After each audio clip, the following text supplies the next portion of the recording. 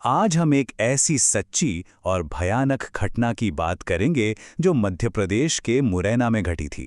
ये कहानी है शांति की, एक ऐसी लड़की जिसकी जिंदगी साल 1991 में एक ही दिन में हमेशा हमेशा के लिए बदल गई। तो हुआ यूं कि वो एक बहुत ही गर्म दोपहर थी। मतलब ऐसी गर्मी जिसमें हवा का एक कतरा भी ना हो। सूरज जैसे आग उगल रहा था। सब कुछ ठहरा हुआ था, एकदम शांत।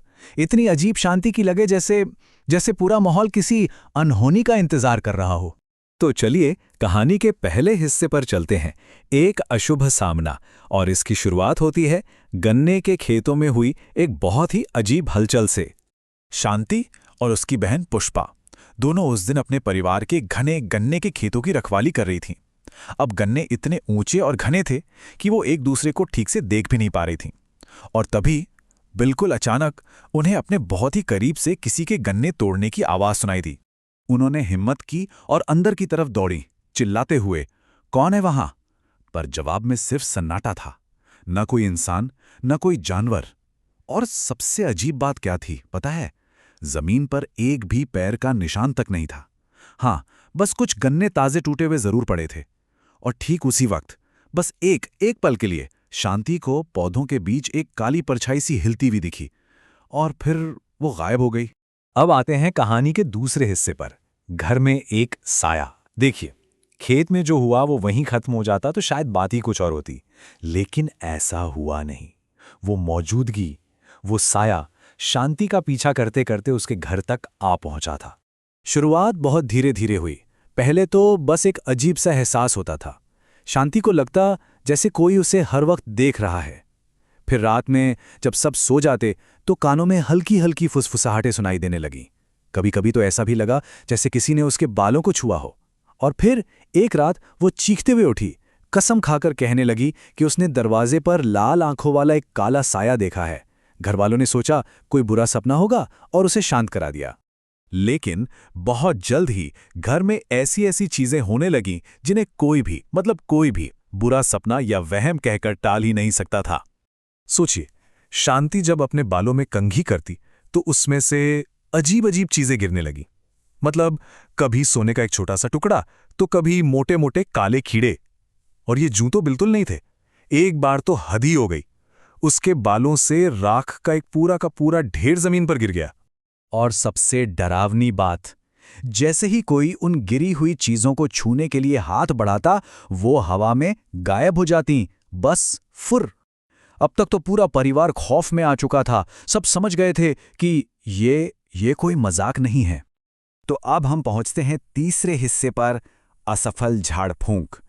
परिवार को अब यकीन हो चला था कि शांति पर किसी ऊपरी चीज का साया है, और उन्होंने इसका सामना करने का फैसला किया। अब जब कुछ समझ नहीं आया तो परिवार ने हताश होकर पास के ही गांव से एक जाने माने तांत्रिक को मदद के लिए बुलवाया। तो तांत्रिक आया और उसने जैसे ही अपने मंत्र पढ़ने शुरू किए, बस कमरे का पूरा माहौल ही बदल गया।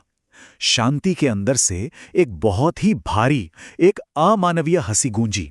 ऐसी हंसी जिसे सुनकर सब कांप गए। ठीक उसी पल आंगन में रखा पानी का मिट्टी का घड़ा अपने आप धड़ाम से फट गया, और बाहर एक जोरदार हवा का झोंका आया और बड़े से नीम के पेड़ को ऐसे हिलाने लगा मानो से जड़ से ही उखाड़ देगा। ये सब देखकर तांत्रिक अचानक चुप हो गया। उसने कांपते हुए शांति की आंखों में देखा, और उसका खुद का चेहरा डर से सफेद पड़ गया था। बस उसके मुंह से इतना ही निकला, ये मेरे बस की बात नहीं है। वो इतना ज्यादा डर गया था कि उसने फौरन अपना सामान उठाया और बिना पीछे मुड़े घर से भाग गया। परिवार बेचारा बस उसे जाते हुए देखता रह गया, एकदम लाचार। लेकिन असली झटका तो उन्हें अगले दिन लगा, जब खबर आई कि उस तांत्रिक की मौत हो गई है। इस घटना के कुछ रातों बाद शांति की मां ने उसे नींद में कुछ बड़बड़ाते हुए सुना। वो पास गई, लेकिन वो आवाज शांति की थी ही नहीं।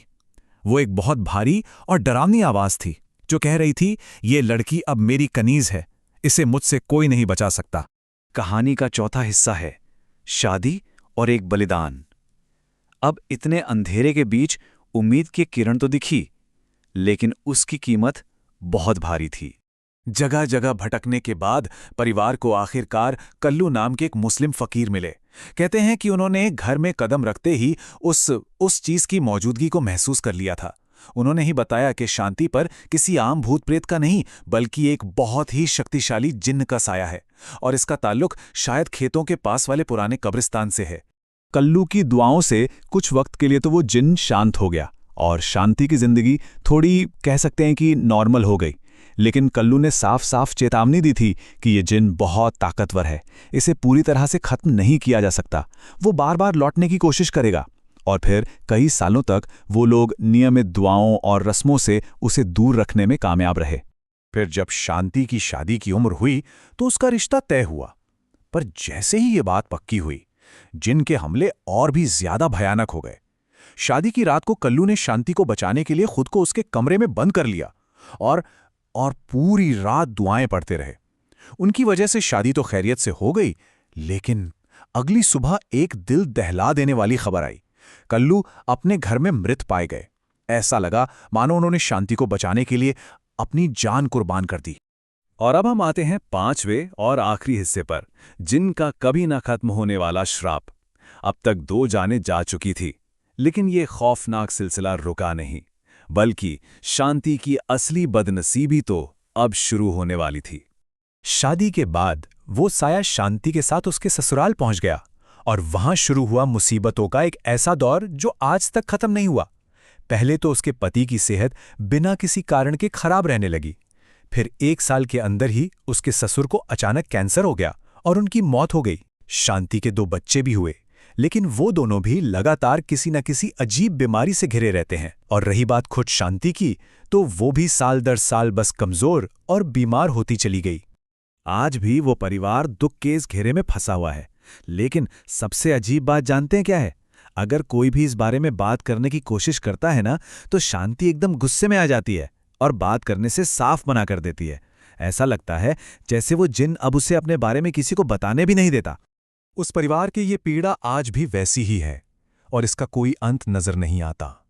और ये पूरी कहानी हमें उसी एक सवाल के साथ छोड़ जाती है, जो शायद वो परिवार हर रोज हर पल खुद से पूछता होगा, क्या इस चीज का कोई इलाज है?